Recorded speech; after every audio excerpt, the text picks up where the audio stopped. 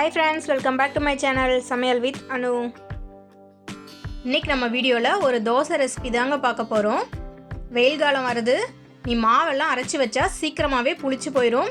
ஒரு 2-3 நாள்லயே மாவு நிறைய புளிச்சிடும். அப்படி புளிக்கும்போது ரொம்ப தண்ணி ஆயிட்டு அதில் தோசையும் செய்ய முடியாம இட்லியும் செய்ய முடியாம எதுவுமே பண்ண முடியாம நம்ம வேஸ்டா தூக்கி எறிகிற மாதிரி தான் இருக்கும். அந்த மாதிரி ஒரு மாவை எப்படி ஃப்ரெஷ்ஷா மாத்தி தோசை செய்யலாம்னு பார்க்கலாம் வாங்க. ஒரு மிக்சிங் பவுலில் அந்த புளிச்ச மாவை எடுத்துக்கலாங்க. கூடவே ஒரு கப் அளவுக்கு பெரிய வெங்காயம் பொடியாக நறுக்கி வச்சுருக்கேன், அதையும் சேர்த்துக்கலாங்க. கூடவே ஒரு 2 பச்சை மிளகா பொடியாக நறுக்குனது அதையும் சேர்த்துக்கலாங்க. அடுத்ததாக பொடியாக நறுக்குன மல்லி இலையை சேர்த்துக்கலாங்க.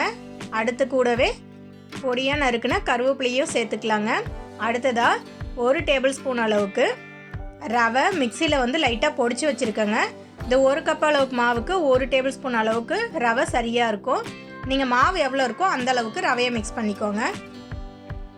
இது எல்லாத்தையும் நல்லா மிக்ஸ் பண்ணி ஒரு அரை மணி நேரம் ஊற விடலாங்க. இந்த ரவையை சேர்க்கறதுனால ரொம்ப தண்ணியாக இருக்கிற மாவு நல்லாவே கெட்டியாயிடுங்க. அதே போல் இந்த வெங்காயம், மிளகா, கருவேப்பிலை, மல்லி இலை இதெல்லாம் சேர்க்கறதுனால மாவில் உள்ள புளிச்ச ஸ்மெல்லெல்லாம் போய் நல்லா ஃப்ரெஷ்ஷான மாவு மாதிரி மாறிடுங்க. தோசை செஞ்சு சாப்பிட்றதுக்கு ரொம்பவே நல்லாயிருக்கும். இப்போ இது எல்லாத்தையும் மிக்ஸ் பண்ணிவிட்டு இதை இப்படியே மூடி வச்சு ஒரு அரை மணி நேரம் அப்படியே ஊற விடலாங்க. அதுக்கப்புறம் நம்ம எடுத்து தோசை சுடலாம். பாருங்கள், இப்போ ஒரு அரை மணி நேரம் போல் ஆயிடுச்சு. மாவு ஃபஸ்ட் இருந்ததுக்கும் இப்போதைக்கும் நிறையவே வித்தியாசம் இருக்குங்க. நல்லாவே கெட்டியாக இருக்குது.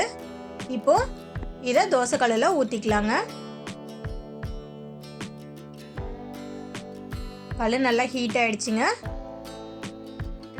மாவை முடிஞ்ச அளவுக்கு மெலிசாவே ஊற்றுங்க. அப்போ தான் இது புளிச்ச மாவுங்கிறதுனால அந்த கிறிஸ்பினஸ் இருந்தால் கொஞ்சம் நல்லாயிருக்கும் டேஸ்ட்டு. தேவையான அளவு ஆயில் சேர்த்து நல்லா 2 பக்கமும் வேக விட்டு எடுத்தால் சூப்பரான தோசை ரெடிங்க. கொஞ்சம் கூட புளிச்ச வாசனை வராது. ஃப்ரெஷ்ஷாக மாவரைச்சி செஞ்சோம்னா எப்படி இருக்குமோ அதே மாதிரி தான் இருக்கும்.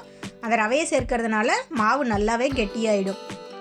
ஓகே ஃப்ரெண்ட்ஸ், இந்த வீடியோ உங்களுக்கு பிடிச்சிருந்தா கண்டிப்பாக லைக் பண்ணுங்கள், ஷேர் பண்ணுங்கள், மறக்காமல் நம்ம சேனலை சப்ஸ்கிரைப் பண்ணுங்கள். நெக்ஸ்ட் வீடியோவில் பார்க்கலாங்க. பாய்.